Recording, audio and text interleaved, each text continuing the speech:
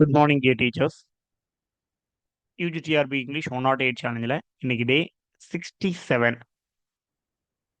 Test to text இன்னைக்கு concept. Test number 33ல ஒரு கேள்வி எடுத்திருக்கிறோம். ஜேம் ஹாப்பின்ஸ்னுடைய காட்ஸ் கிராண்டியூர்லேருந்து நம்ம ஒரு டெஸ்ட் கண்டக்ட் பண்ணி முடிச்சிருக்கோம் நம்மளுடைய டெஸ்ட் பேட்சுக்கு. அதுலேருந்து ஒரு கேள்வியை மட்டும் பிக் பண்ணியிருக்கோம். What does the phrase wreck his rod most likely mean in the context of the poem? So இந்த போயத்தினுடைய அந்த மீனிங்கினுடைய அடிப்படையில் the wreck his rod அதனுடைய மீனிங் என்ன? To measure the distance to heaven, to ignore the law of physics, to heed or pay attention to God's authority, to build structures with iron rods. So இந்த God's grandeur அப்படிங்கிற அந்த கவிதையை நீங்க எடுத்துக்கிட்டீங்கனாலே ரொம்ப குட்டியான ஒரு கவிதை, 2 ஸ்டான்ஸா தான். ரொம்ப எளிமையான ஒரு பிலாசபி அதுல சொல்லப்பட்டிருக்கும். அந்த பிலாசபியை விட if you are worshipping God with your whole heart means it is very relevant to you. That's the thing. எனக்கு வந்து இந்த கவிதை வந்து ரொம்ப ரொம்ப ரிலவெண்ட்.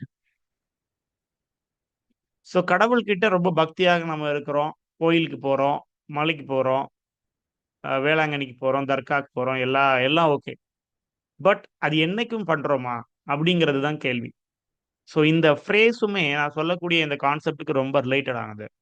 ஓகே, கடவுள்ல நம்ம எப்போ நினைக்கிறோம் அப்படின்னா, எப்போ நமக்கு ஒரு தேவை இருக்குதோ அப்போ நம்ம ரொம்ப கடவுளை நினச்சிக்கிட்டே இருப்போம் இல்லைங்களா?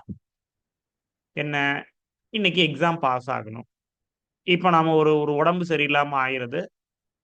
குறிப்பாக வந்து நம்ம வீட்டில் உள்ள யாரோ ஒருத்தருக்கு உடனடியாக அது குணமாகணும்னு ஒரு வேண்டுதல். குழந்தைங்களுக்கு ஏதோ இருமல் சளி வந்துடுச்சு, உடனடியாக ஆண்டவா கிளியர் ஆயிடுச்சுன்னா கோயிலுக்கு வரேன். இல்லை அவருக்கு நம்ம ஏதோ ஒரு லஞ்சம் கொடுக்குறோம், நான் உனக்கு காவடி தூக்குறேன், உனக்கு இருமுடி கட்டிக்கிட்டு வர்றேன், நான் உனக்கு குருசு சுமந்துட்டு வர்றேன், முட்டு போட்டு நடந்து வர்றேன். அந்த மாதிரி ஒவ்வொரு வேண்டுதல் நமக்கு என்ன முடியுமோ, நம்மளுடைய சௌகரியத்து என்னவோ அதை பண்ணிக்கிட்டு போயிடுறோம். சரியா? ஸோ இது நம்மளுடைய மைண்ட்ல இருக்கு. அப்ப கடவுளுக்கும் நமக்கும் என்ன மாதிரியான ரிலேஷன்ஷிப் இருக்குது? தேவைக்கு யூஸ் பண்ணிக்கிறோம், அந்த அளவு தூக்கி போட்டுடுறோம். அதுக்கப்புறம் நம்ம ரொம்ப சந்தோஷமா இருக்கக்கூடிய டைம்ல அவருடைய நினைப்பு வர்றதே கிடையாது. இல்லைங்களா? எஸ். ஸோ இதுல பாருங்க, எதெல்லாம் நம்ம வெட்டி விடலாம் அப்படிங்கிறத பார்ப்போம் இதுல ஆப்ஷன்ல. இப்போ ஒரு கடவுள் கொஞ்சம் டிவோஷனலான பிலாசபி சம்பந்தமான ஒரு கவிதை. Reck his rod to measure the distance to heaven. அப்போ ஒரு வேலை சம்பந்தம் இருக்கலாம், இருக்கட்டும். To ignore the laws of physics, இது ஒரு கொஸ்டின் மார்க் போட்டு வச்சுப்போம். To heed or pay attention to God's authority, இதுவும் அந்த ஹெவன் காட் எல்லாம் இருக்குது, இருக்கட்டும் இந்த ரெண்டும். To ignore the laws of physics, அந்த இயற்பியலினுடைய விதியெல்லாம் நாம வந்து தவிர்க்கணும் ஒண்ணு. To build structures with iron rods, iron ராடுக்கும் இந்த ராடுக்கும் சம்பந்தம் இருக்குதா? கண்டிப்பா இல்ல. அப்போ அந்த டி அண்ட் பி ரெண்டையும் வெட்டி விட்டுருவோம். ஏக்கு சிக்கு ஏதோ ரிலேஷன் இருக்கிற மாதிரி இருக்கு, கான்டெக்ட் ஆஃப் த போயத்துல அது ரிலேட் ஆகுது. சரி, அந்த லைனை பார்ப்போம். God's grandeur by G M Hopkins. The world is charged with grandeur of God. இந்த கடவுள் வந்து அவருடைய சக்தியினால தான் அந்த உலகம் இயங்கிட்டு இருக்குது இல்லைங்களா? ரொம்ப எளிமையான வரி. கடவுள் தான் இந்த உலகத்தை படைச்சாரு. அவர் தான் இதுக்கு சார்ஜும் பண்ணிக்கிட்டு இருக்காரு, ஒரு பேட்டரி மாதிரி. ஓகே, அந்த ஒரு ஒரு பவர் செக்டார் அவர். நம்ம உலகத்தை சார்ஜ் பண்ணி இயங்க வைக்கிறது அவர் தான். ஏன்னா சூரியனும் அவர் தான், சந்திரனும் அவர் தான் அப்படின்னு நம்ம நினைச்சிட்டு இருக்கிறோம். Right. It will flame out like shining from shook foil. It gathers to a greatness like ooze of oil. சரியா? இது வந்து எப்படிப்பட்டது அப்படின்னா, ஒரு ஜுவாலை மாதிரி எரியக்கூடிய ஒரு ஒரு ஒரு ஒரு ஷைனிங்கான ஒரு கேரக்டர் அவரு. அதே மாதிரி ஃபயர் ஆகக்கூடியதும் அவர் தான். அதே மாதிரி ரொம்ப இழுத்து இழுத்து like the ooze of oil. ஒரு எண்ணெய் எடுக்கிற ப்ராசஸ் எப்படி இருக்கும்? ஆயில் கிரஷ்டு, அடுத்த லைனையும் சேர்த்து பாருங்க. It gathers to greatness like the ooze of oil crushed.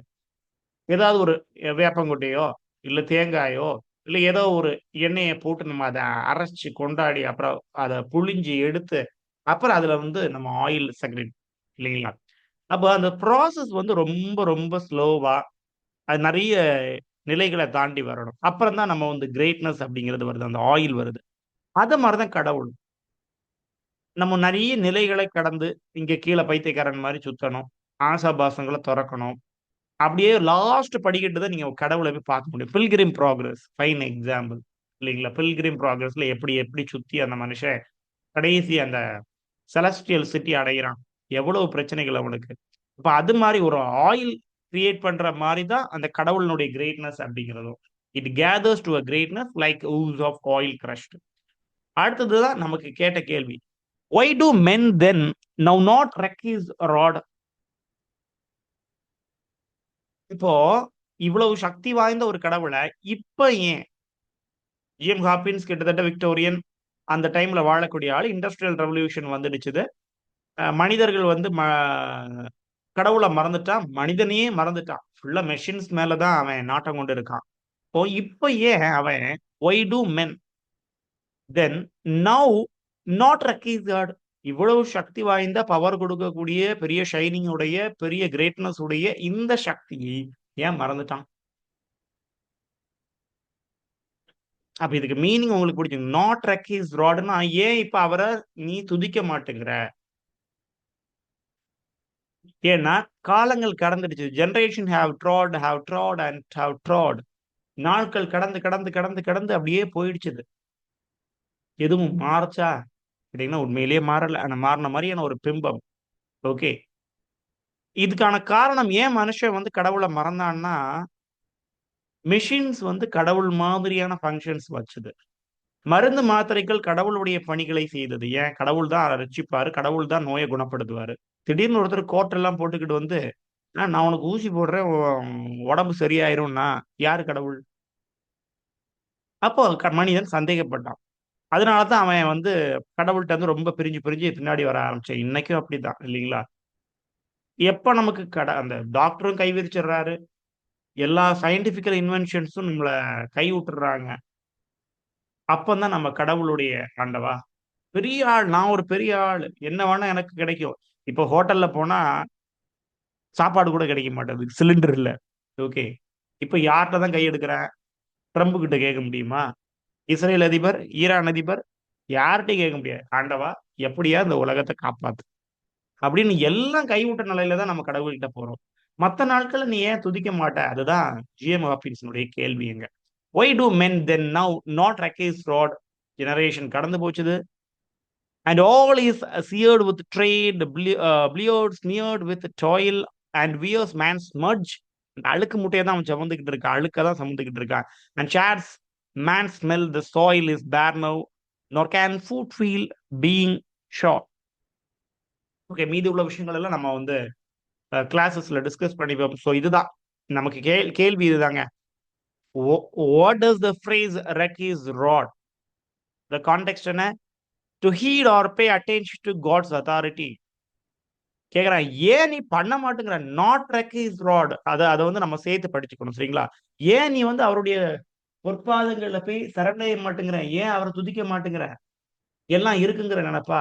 இல்ல, ஒரு செகண்ட் அவர் நினைச்சாருன்னா எல்லாம் முடிஞ்சு போகும். So the answer is to heed or pay attention to God's authority. Dear friends, இது ஒரு ஒரு எக்ஸாம்பிளுக்காக நமக்கு கொடுத்த ஒரு கொஸ்டின்ஸ். இத மாதிரி இந்த ooze of oil, shook foil and smeared with toil இப்படிங்கிற உங்களுக்கு புதுசாக இருக்கக்கூடிய ஃப்ரேஸ், புரியாத ஃப்ரேஸ், ஃபார் எக்ஸாம்பிள் மேத்ஸ் மட்ஜ் என்னன்னு தேடுங்க. ஓகே, ஆஃப்டர் த கிளாஸ் நீங்க அகாடமி பயின்றாலும் சரி, இல்லை நீங்க ஓன் ப்ரிப்பரேஷன்ல இருந்தாலும் சரி, இந்த மாதிரியான விஷயங்கள் இப்ப திருப்பி திருப்பி இது வந்திருக்குது. இதுக்கு என்ன ஃபிகர் ஆஃப் ஸ்பீச்னு தேடுங்க. Have trod, have trod, have trod. Okay, கடந்து கடந்து வரும். இப்படி ஒரு 3 தடவை இது ரிப்பீட் ஆயிடுச்சுன்னா இதுக்கு ஏதாவது ஒரு சின்ன ஃபிகர் ஆஃப் ஸ்பீச் கொடுத்து வச்சிருப்பாங்க இல்லைங்களா? அது என்ன? இப்போ லைக் ஷைனிங் ஃப்ரம், இந்த லைக் போட்டா என்ன ஃபிகர் ஆஃப் ஸ்பீச்? ஓகே, இது வந்து கொஸ்டினா இருக்கு. இது ஒருவேளை ரிட்டாரிக்கல் கொஸ்டினா இருக்குமா அப்படின்னு ஒவ்வொரு லைன்ஸ். இது ஏன்னா மொத்தம் ஒரு 2 ஸ்டான்ஸா உடைய கவிதை. இதுல எங்க இருந்து வேணா அவன் கேள்வி எடுக்கிறதுக்கு தேடுவாங்க. இடம் கம்மி. அப்போ இன்னும் தேடி இன்னும் டெப்தான ஒரு கேள்விக்கு போலாமா அப்படிங்கிறத இப்ப நாவல் எல்லாம் எடுக்கும்போது பேஜ் கேரக்டர் வைஸ் ஒரு பிளேஸ் அதெல்லாம் கேட்டுருவாங்க. பட் இந்த போயம் பொயட்ரி, அதுவும் குட்டியான பொயட்ரிஸ் யூஜிடிஆர்பிக்கு நிறைய அவைலபிள். அந்த மாதிரி இடங்கள்ல இந்த ஃப்ரேசஸை தவற விடாது. ரைட்? தேங்க்யூ.